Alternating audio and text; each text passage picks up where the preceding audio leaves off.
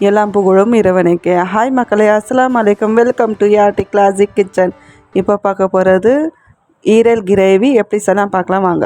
3 குழிக்கரண்டி எண்ணெய் சேர்த்துக்கலாம். பெரிய ஒரு வெங்காயம் கட் பண்ணி வச்சுருக்கேன். சின்னதாக 2 தக்காளி கட் பண்ணி வச்சுருக்கேன். 4 பச்சை மிளகாய், 2 தக்காளி கட் பண்ணி வச்சுருக்கேன். பாதி வெங்காயம் இதெல்லாம் அரைக்கணும். இப்போ வதக்கிறதுக்காக வெங்காயம் சேர்த்துக்கலாம். ஈரலுக்கு தேவையான உப்பு சேர்த்துக்கலாம்.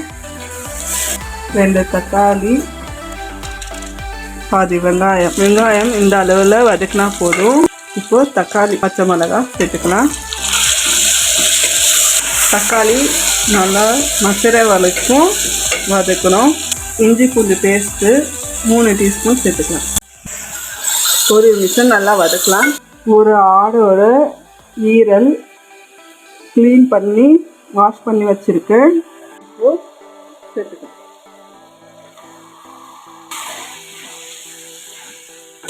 மஞ்சள் தூள் 1/2 டீஸ்பூன். பவுச்சி வாசனை போகிற வரைக்கும் 5 நிமிஷம் நல்லா வதக்கணும். 5 நிமிஷம் நல்லா வதக்காச்சு.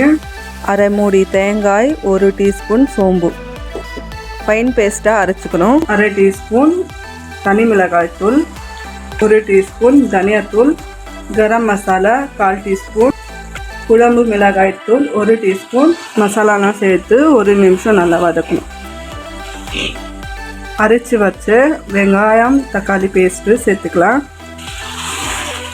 1 நிமிஷம் நல்லா வதக்கணும். அரைச்சி வச்ச தேங்காய் பேஸ்ட்டு இந்த நேரத்தில் சேர்த்துக்கணும். வீடியோவில் காட்டல. கறி வேகிறதுக்காக 1 கிளாஸ் தண்ணி சேர்த்துக்கலாம். கொத்தமல்லி சேர்த்துக்கலாம். 3 விசில் வரட்டும். 3 விசில் வந்துட்ட பிறகு பார்க்கலாம். இந்த அளவில் இருந்தால் இட்லிக்கு தோசைக்கு நல்லா இருக்கும். இன்னும் கொஞ்சம் சுண்டணும்.